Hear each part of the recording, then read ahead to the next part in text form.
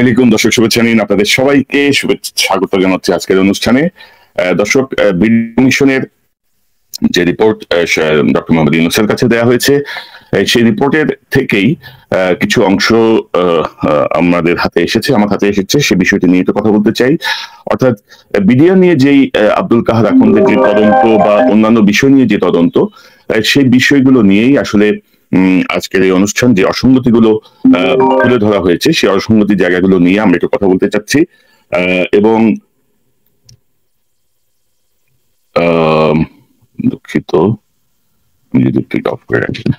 তো আমরা যেটা দেখছি যে প্রথমেই আপনাদেরকে আমি একটু দেখাতে চাচ্ছি আজকে যে শিরোনাম, যে ডক্টর আসিফ নজরুল গং স্বাধীন বিডিআর কমিশনের হাত পা বেঁধে দিয়েছিল, এবং এই হাত পা বেঁধে দেওয়ার যে মূল বিষয়টি, সে বিষয়টি নিয়ে আমরা কথা বলবো, এবং তদন্ত কমিশনের রিপোর্টের তাদের যে অবজারভেশন সেটি তুলে ধরবো।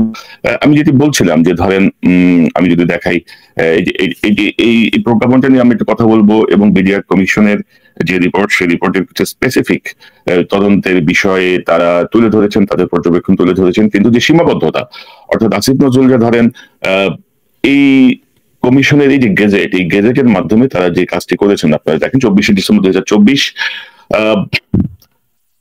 বিডিআর বিদ্রোহের যে স্বাধীন তদন্ত কমিশন, এটি হচ্ছে তার প্রজ্ঞাপন। এই প্রজ্ঞাপনে তারা বলছেন যে যেহেতু সরকার কমিশন ইনকোয়ারি অ্যাক্ট 1956 এর সেকশন 3 এর প্রদত্ত ক্ষমতা বলে 2009 সালের 25 ও 26 ফেব্রুয়ারি তৎকালীন বিডিআর সদর দপ্তর পিলখানায় বিডিআর বিদ্রোহের নামে সংঘটিত হত্যাযজ্ঞের সহিত জড়িত দেশি বিদেশি ষড়যন্ত্র ও প্রকৃত ঘটনা স্বরূপ উদ্ঘাটন, ঘটনায় রুজুকৃত দুটি মামলায় অভিযুক্ত ব্যক্তিবর্গ ব্যতীত, আপনারা লক্ষ্য করেন হাসিনা সরকার যে দুটি মামলা দিয়েছিল, সেই দুটি মামলায় অভিযুক্ত ব্যক্তিবর্গ ব্যতীত তাদেরকে সেই মামলা এবং বিচার কার্যের যে বিষয়টি, সেটিকে বাদ দিয়ে তারা ঘটনার ষড়যন্ত্রকারী, ঘটনার সহযোগী, ঘটনার আলামত ধ্বংসকারী, ঘটনা সংঘটনকারী এবং ঘটনা সংশ্লিষ্ট অপরাপর বিষয় ও অপরাধীদের চিহ্নিতকরণের লক্ষ্যে নিম্নরূপ একটি জাতীয় তদন্ত কমিশন গঠন করিল। তো এই যে বিষয়টা আপনি যদি দেখেন, যে আমরা যতটুকু এই বিডিআর কমিশনের এই রিপোর্ট সম্পর্কে পেয়েছি, জেনেছি, তাতে এই রিপোর্ট কিন্তু মোটামুটি আমি বলবো যে 65 to 75% আমি সন্তুষ্ট।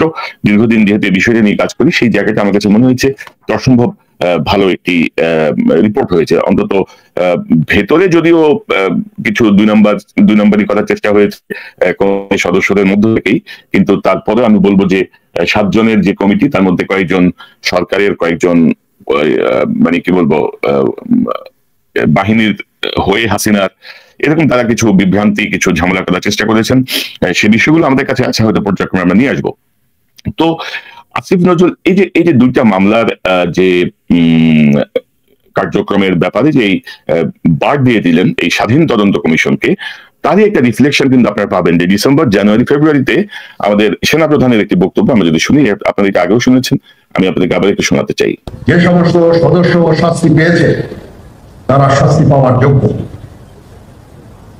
এখানে কোন রাজনৈতিক নেতৃবৃন্দ এর মধ্যে উপস্থিত ছিল কিনা, ইনভলভ ছিল কিনা, বাইরের কোন শক্তি এর মধ্যে ইনভলভ ছিল কিনা, সেটার জন্য কমিশন করা হয়েছে। কমিশনের চেয়ারম্যান এখানে আছেন, নিয়ে এটা বের করবেন এবং আপনাদের জানাবেন। বটম লাইন হচ্ছে যে এই সমস্ত আমাদের এই 24 সেনা সদস্য যারা প্রাণ হারিয়েছেন, তারা প্রাণ হারিয়েছেন তদানীন্তন বিডিআর সদস্যদের গুলিতে। আমরা নিজেরা এই সমস্ত জিনিস নিয়ে অনেক ভিন্ন মত পোষণ করছি, কেউ কেউ এই জিনিসটাকে ভিন্ন খাতে প্রবাহিত করার চেষ্টা করছে, সেটা আমাদের জন্য মঙ্গলজনক হবে না। আজকে যদি আমার যে উপদেশ আমি কিছু দিয়ে যাব, সেটা যদি আপনারা গ্রহণ করেন, আপনারা লাভবান হবেন। জাতিকে লাভবান করার জন্য ওয়াকে সাহেব উপদেশ দিচ্ছেন, এবং অদ্ভুত ব্যাপার হচ্ছে সেই সময়কার 46 ব্রিগেডের একজন গুরুত্বপূর্ণ ভারপ্রাপ্ত দায়িত্ব প্রাপ্ত মেজর ওয়াকার, তিনি বিডিআর এর গেটের সামনেই ছিলেন। তিনি রাজনৈতিক সংশ্লিষ্টতা যদি থেকে থাকে, তিনি অনেক কিছুই জানেন না আর কি। যাই হোক, তবে আমি স্বাগত জানাই যে এত বারের পরেও জেনারেল ফজলুর রহমান অত্যন্ত সাহসী ভূমিকায় ছিলেন এবং ভারতের যে ভূমিকা, রাজনৈতিক নেতৃবৃন্দের যে ভূমিকা, সেই বিষয়গুলো তিনি সুনির্দিষ্টভাবে অনেকটাই তিনি উন্মোচন করেছেন। এবং আমি আপনাদেরকে আজকে যেহেতু আমরা শুধু বিডিআর এর বিচারের এই জায়গাটা নিয়ে বলবো, সেখানে আমি আপনাদেরকে বলতে চাচ্ছি, আমি রিপোর্টের কিছু অংশ থেকে আপনাদেরকে পড়ে শোনাতে চাচ্ছি তদন্ত কমিটির রিপোর্টে যেটি আছে।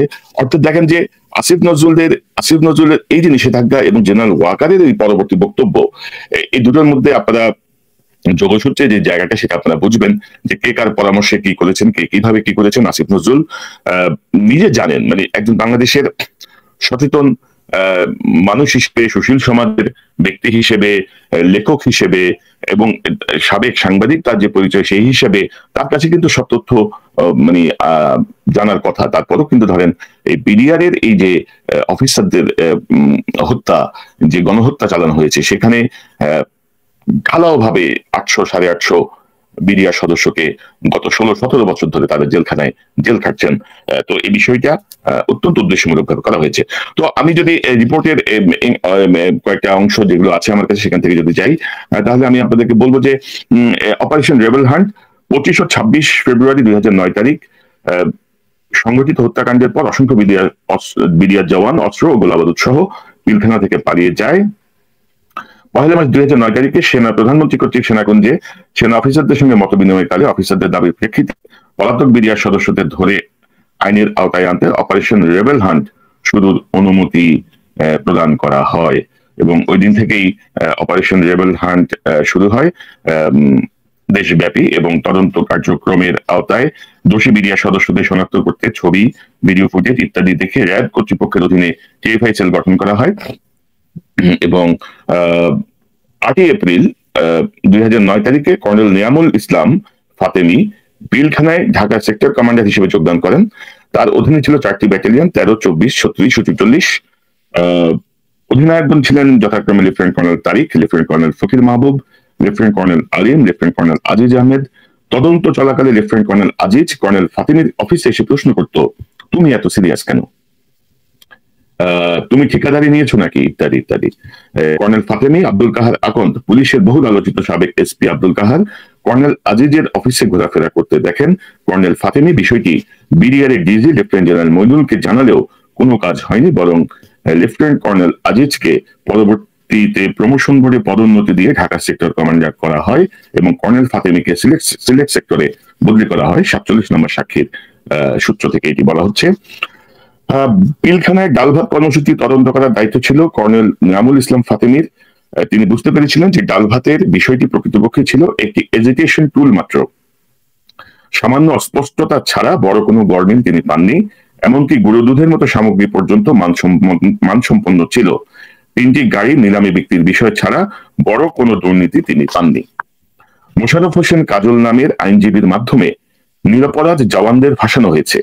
800-900 জনকে জেলে দেওয়া হয়েছে, যদিও মূল ক্লিয়ার গ্রুপ ছিল 20 জনের মতো।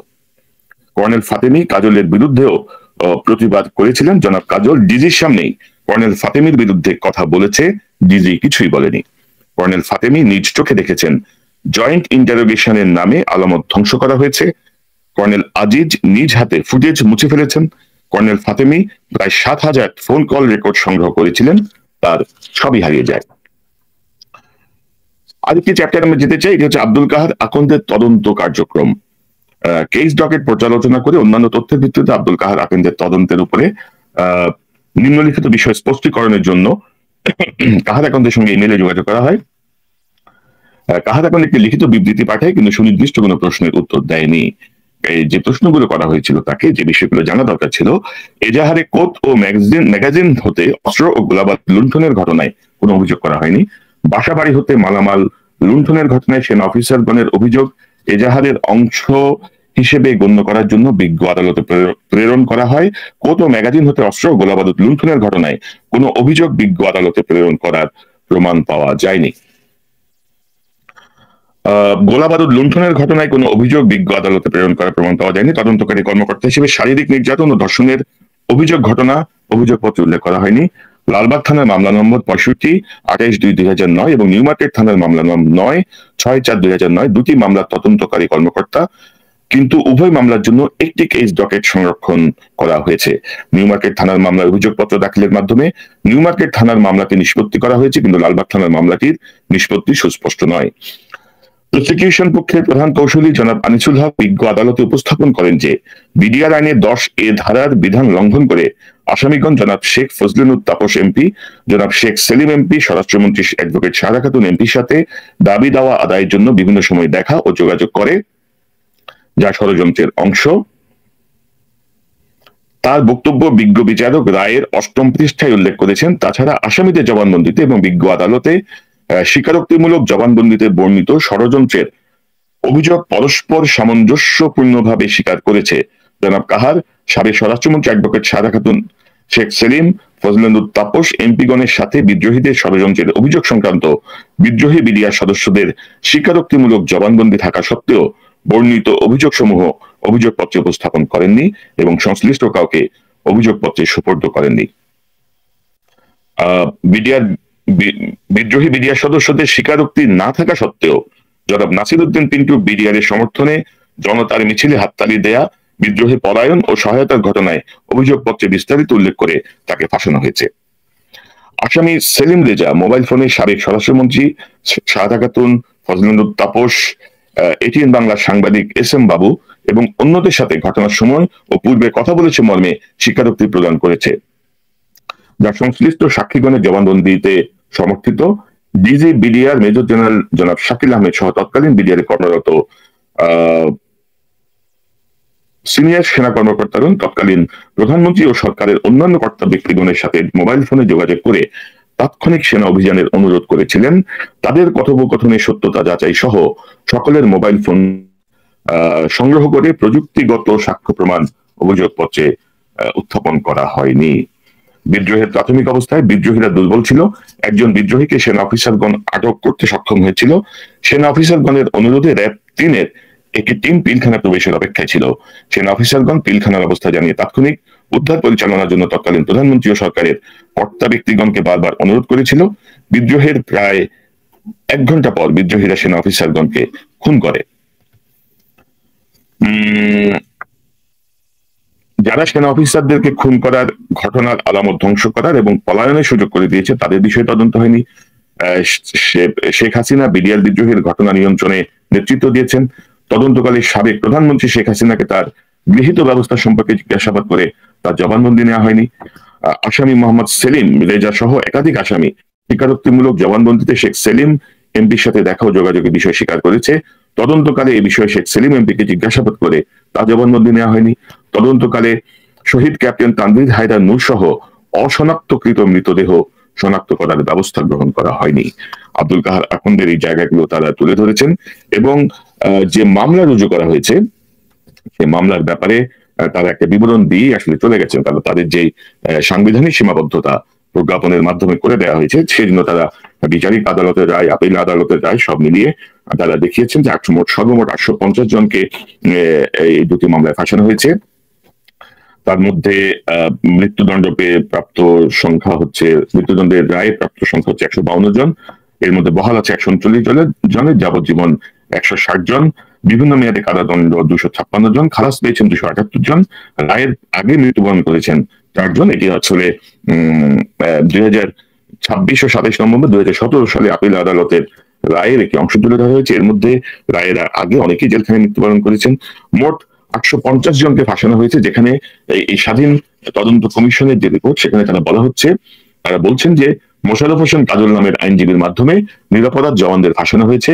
800-900 জনকে জেলে দেওয়া হয়েছে, যদিও মূল ক্লিয়ার গ্রুপ ছিল 20 জনের মতো। তো এই রিপোর্টে আরেকটি চ্যাপ্টারে আমরা দেখছি যে যারা পালিয়ে গিয়েছিল তারা যোগদান করা শুরু করে।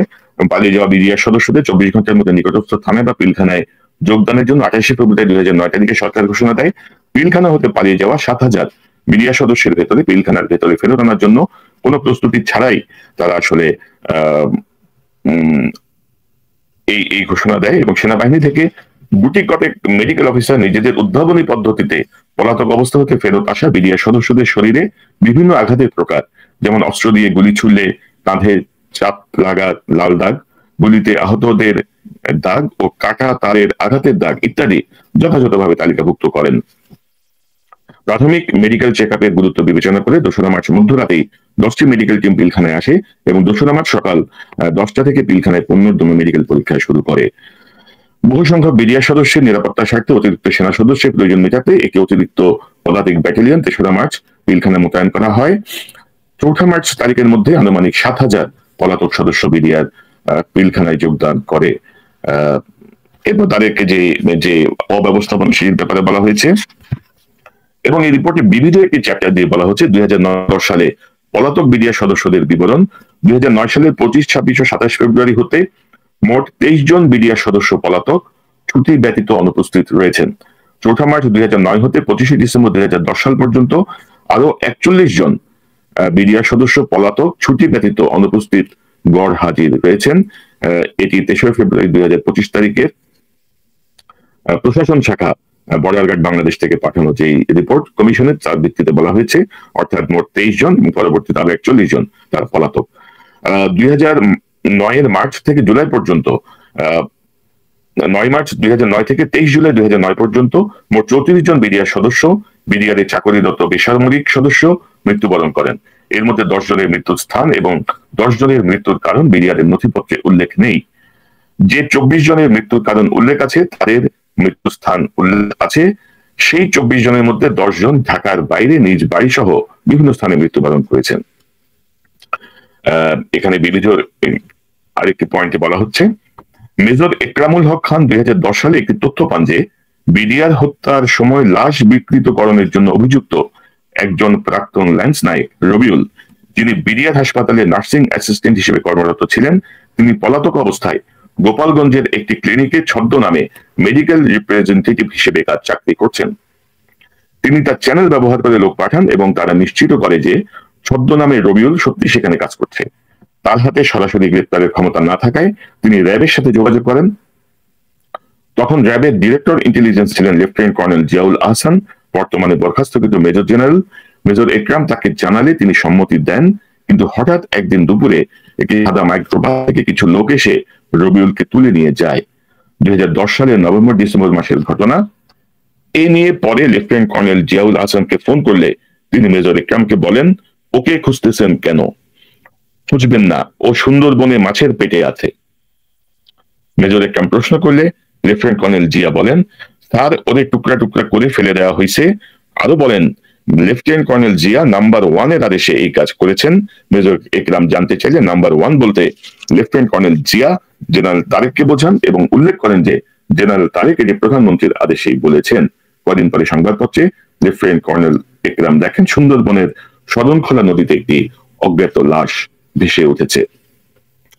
অর্থাৎ দর্শক আপনারা বুঝতে পারছেন যে এবং এই তদন্ত কমিশনের যে রিপোর্ট, সেই রিপোর্টে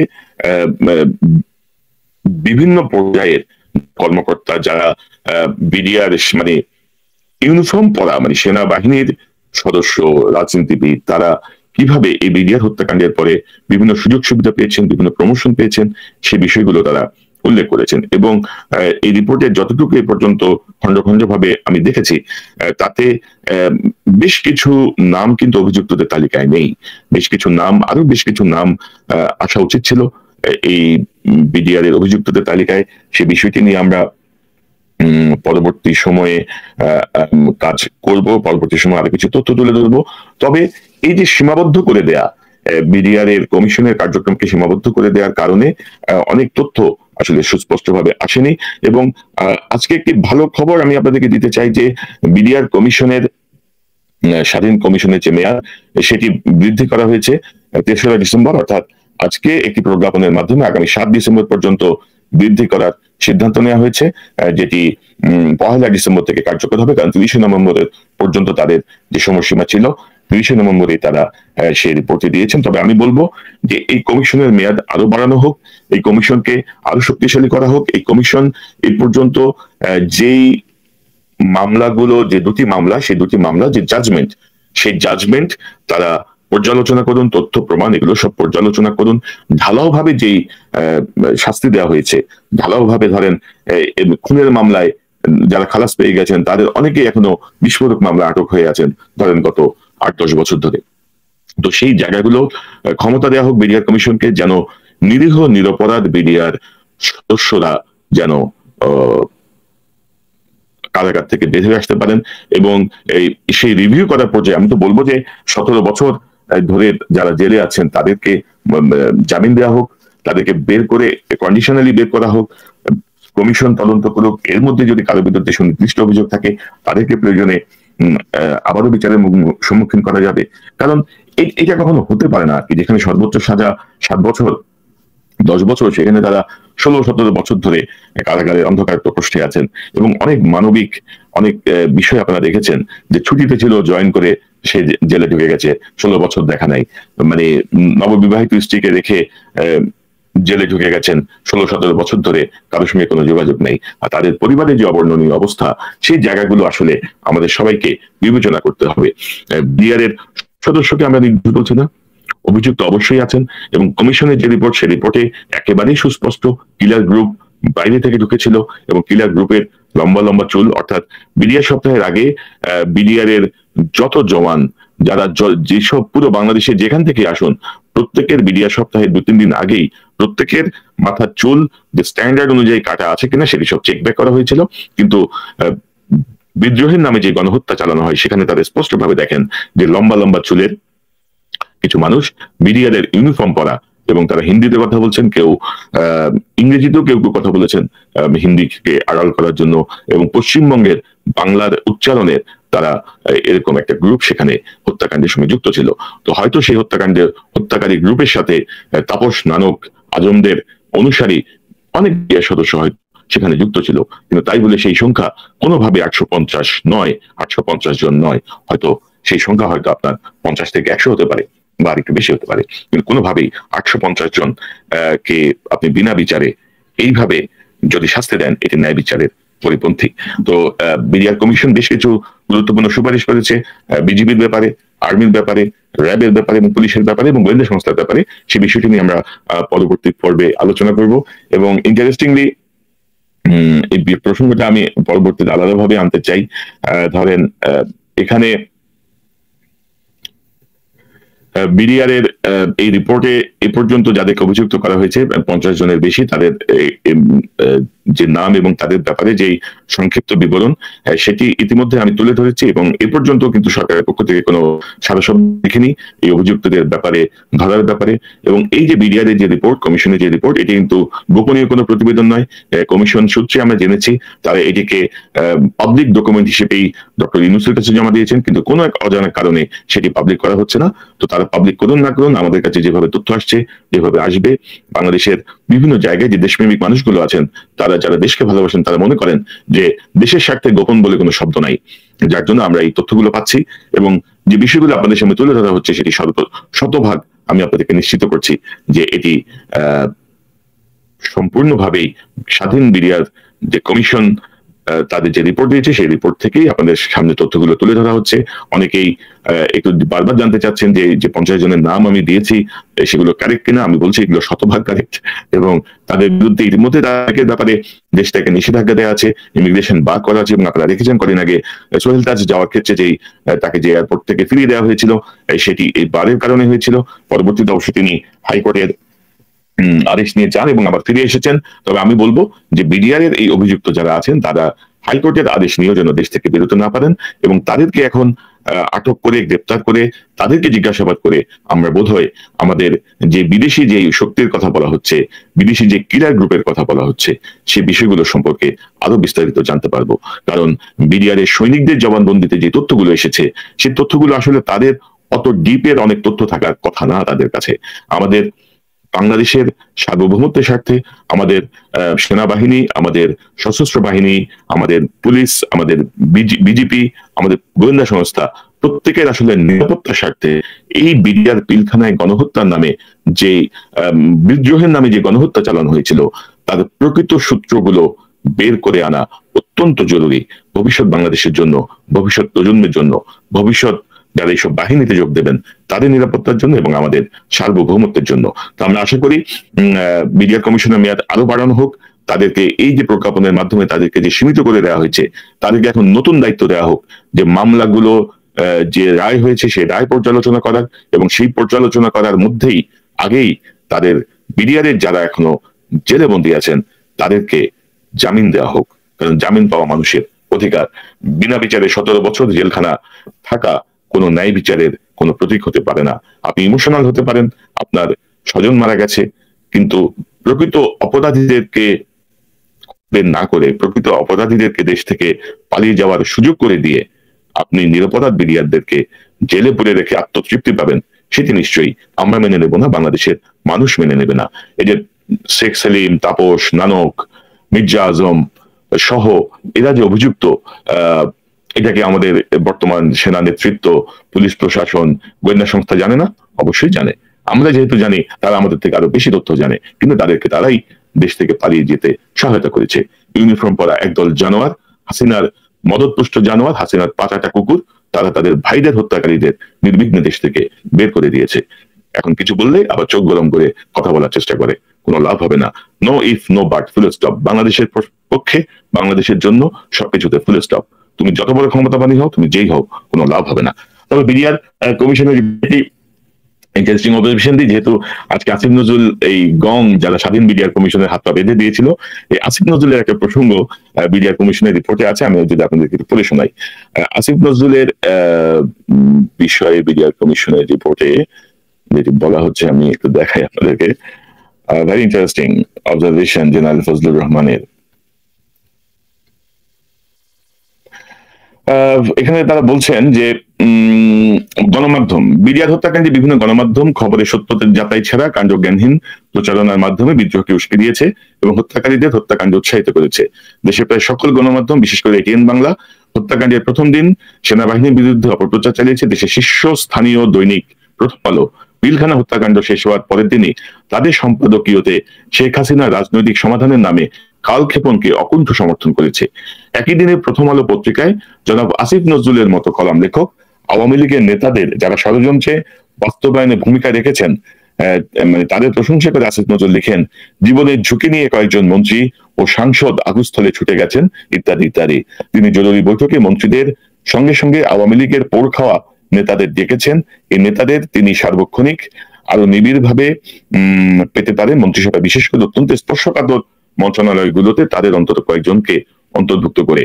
ডেইলি স্টারের মতো পত্রিকা তাদের প্রতিবেদনে কোনো সূত্র উল্লেখ না করেই পিলখানা হত্যাকাণ্ডকে জঙ্গি সন্ত্রাসীদের কাজ বলে দাবি করেছে এবং আরো বলেছে এসব জঙ্গি সন্ত্রাসীরা বিডিআর নিয়োগ প্রক্রিয়ার মাধ্যমে প্রবেশ করেছিল, কোনো সূত্র উল্লেখ না করে এবং সত্যতা যাচাই না করে এহেন সংবাদ প্রকাশ ঘটনা ভিন্ন খাতে প্রবাহিত করার অপচেষ্টা মাত্র। বিডিআর হত্যাকাণ্ডের মতো এমন জাতীয় দুর্যোগে গণমাধ্যমের এরকম দায়িত্বজ্ঞানহীন কর্মকাণ্ড কোনো মতেই কাম্য নয়। অত্যন্ত গুরুত্বপূর্ণ পর্যবেক্ষণ, এবং আমি তো মনে করি যে অভিযুক্তদের তালিকায় প্রথম আলোর সম্পাদক, ডেইলি স্টারের সম্পাদককেও অন্তর্ভুক্ত করা প্রয়োজন ছিল, কারণ তারা সেই সময় হাসিনার পক্ষে, ভারতের পক্ষে যে ভূমিকা নিয়েছিলেন সেটিও বিচার করার যোগ্য, এবং কি আসিফ নজরুলও সেই প্রোপাগান্ডার অংশ হিসেবে এই বিডিআর কমিশনের রিপোর্টে অভিযুক্তদের তালিকায় তার নাম আসা উচিত ছিল। এরকম আরো অনেক নাম আসা উচিত ছিল, সেই নামগুলো নিয়ে আমরা পরবর্তী সময়ে আবারও আলোচনা করব। দর্শক, এতক্ষণ যারা অনুষ্ঠান দেখলেন নিশ্চয়ই আপনার আলোচনার মর্মার্থ উপলব্ধি করতে সক্ষম হবেন। আমরা আবারও বলছি, no if no but, full stop. ন্যায় বিচার আমরা চাই, ন্যায় বিচার হতেই হবে। নিরীহদের উপরে ছড়ি ঘুরিয়ে, নিরীহদেরকে ফাঁসিয়ে দিয়ে, অপরাধীদেরকে জামাই আদরে দেশ থেকে বের করে দিয়ে সেই সিস্টেম চালু হয়েছিল বাংলাদেশে হাসিনার সময়ে, সেই সিস্টেমকে আমরা মেনে নেব না। এবং আপনাদেরকে বলি, আপনারা আমার চ্যানেলে দেখতে পাবেন আব্দুল কাহার আকন্দ যেদিন দেশ ত্যাগ করছে সেদিন এয়ারপোর্টের একটি বিশেষ টেলিফোন কলে আমি নিজে এয়ারপোর্টে কথা বলেছিলাম যে আব্দুল কাহার আকন্দ দেশ থেকে পালিয়ে যাচ্ছে, দয়া করে তাকে ঠেকান। কিন্তু কেউ এই বিষয়টিকে গুরুত্ব দেয়নি, কারণ সে সময়ও বা মানে যেভাবে ছিল, যে অ্যারেঞ্জমেন্টে আব্দুল কাহার আকন্দ বের হয়ে গেছে সেটিও নিশ্চয়ই তদন্ত করে দেখা দরকার। আপনারা আমার চ্যানেলেই পাবেন আব্দুল কাহার আকন্দ 5 আগস্টের পরে দেশ ত্যাগ করে। বারবার আমি অনুরোধ করেছি আব্দুল কাহার আকন্দকে ঠেকান, সে কিন্তু এয়ারপোর্ট ইমিগ্রেশন ক্রস করার চেষ্টা করছে, কিন্তু কেউ মাথা ঘামায়নি, কাউকে পাওয়া যায়নি। তবে আমরা আশা করি যে যেভাবে এই কমিশনের রিপোর্ট গেছে সে অনুযায়ী ইতিমধ্যে আপনারা জানেন যে 5 আগস্টের পরে আইসিডিতে একটি মামলা দায়ের করা হয়েছে, প্রায় 50 জন 58 জনকে অভিযুক্ত করে। অনতিবিলম্বে সেই মামলাকে আরো কার্যকর করে অভিযুক্তদেরকে আটক করা হোক, জিজ্ঞাসাবাদ করা হোক। এবং বিডিআর হত্যাকাণ্ডের পরপরই সাবেক মন্ত্রী কর্নেল ফারুক খানকে প্রধান করে একটি সমন্বয় কমিটি গঠন করা হয়েছিল, এবং ফারুক খানও কিন্তু এই কমিশনের অভিযুক্তদের তালিকায় আছেন। তাকে জিজ্ঞাসাবাদ করলে এবং আরো অনেককে জিজ্ঞাসাবাদ করলে আমার মনে হয় যে আমরা এই বিষয়গুলো উন্মোচন করতে সক্ষম হব। দর্শক, এই চ্যানেলটি সাবস্ক্রাইব করে আমাদের পাশে থাকুন, এই চ্যানেলের মেম্বারশিপ নিয়ে আমাদের পাশে থাকুন। আবারও দেখা হবে ইনশাল্লাহ।